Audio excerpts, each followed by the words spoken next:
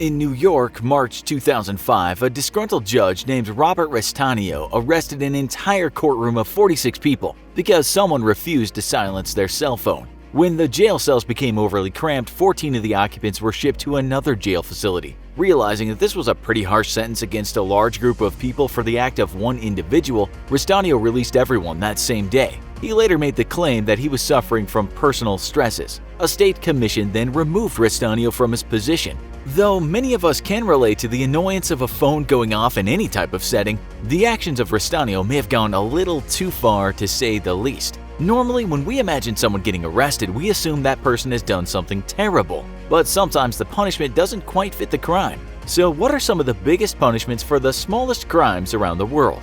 Whether or not you think a crime is small can be a subjective matter. Sometimes, however, a punishment can seem a little more than too much for an act that's construed as minute by most people. Starting with the US, in February of 2014, a man named Ricky Joe Moore was feeling pretty hungry and decided to snag a delicious hot dog from a convenience store. Well, at least we hope it was delicious for his sake. Across most other states, pocketing small items such as a $1.49 hot dog would classify as a misdemeanor at the worst. In the state of Indiana, however, Ricky was arrested on a felony theft charge, facing prison time of 6 months and up to 3 years for his action. One odd aspect of this story, though, is that Ricky did apparently pay for a fountain drink while trying to sneak off with a hot dog.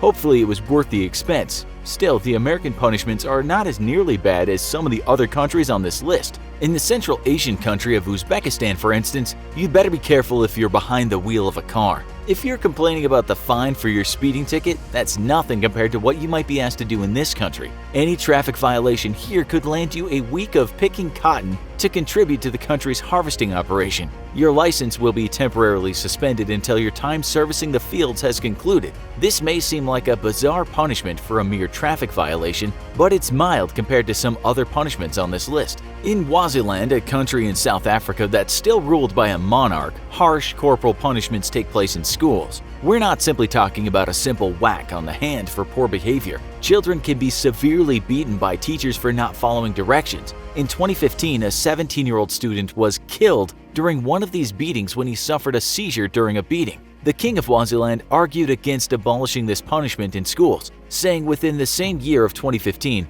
that children need this and that continuing this practice will somehow help the country become a first world nation by 2020. If you're scratching your head over this logic, you're not alone. We thought it would also be interesting to mention that the king of Swaziland lives in luxury, with 15 wives and 25 children, while his people starve, just to add a little perspective to the situation. As related to corporal punishment in schools, the country of Zimbabwe has technically abolished it, but that doesn't mean that some people still don't use it. In 2017, there were reports of some school kids being hospitalized after their teacher beat them.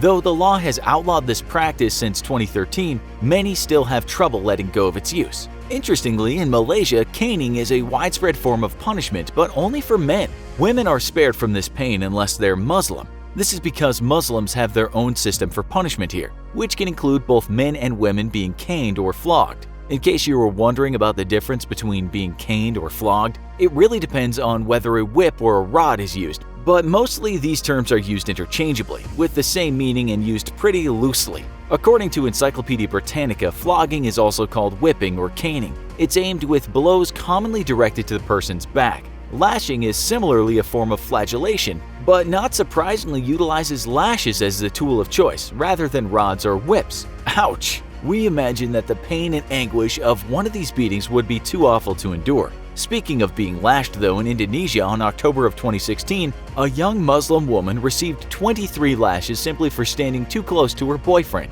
Do you think this is just a little overly harsh? We'll let you decide for yourself. In Iran, public floggings are a regular occurrence and part of the judicial system. Floggings can be administered against those who have committed serious offenses such as murders and rapes, but can also be targeted against less serious offenses, like eating during Ramadan, premarital intercourse, or even drinking alcohol. Yeah, you may want to rethink that cup of beer if you ever find yourself here.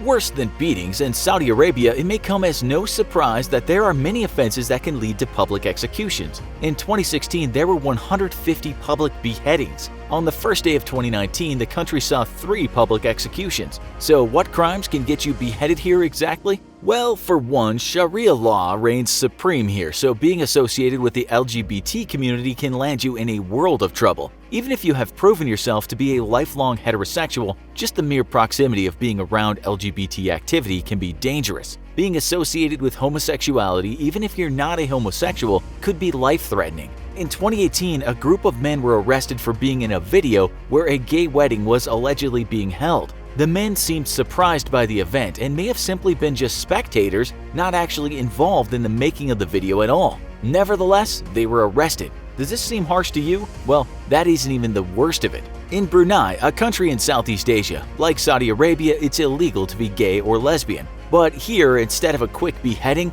you're more likely to be stoned to death for association. This, arguably, is much worse. Imagine being hit by one heavy rock after the next without pause to take a breath. After a few hits, your battered and bruised self would probably wish you were being beheaded by a sword instead of having your skull smashed into pieces by a flying stone. Maybe you're thinking that being flogged, caned, or lashed isn't so bad now. But what about the punishments for doing nothing bad at all? In North Korea, as we've mentioned in our past video, everything we know about the horrific North Korean labor camps, you can inadvertently be punished for a crime you did not commit.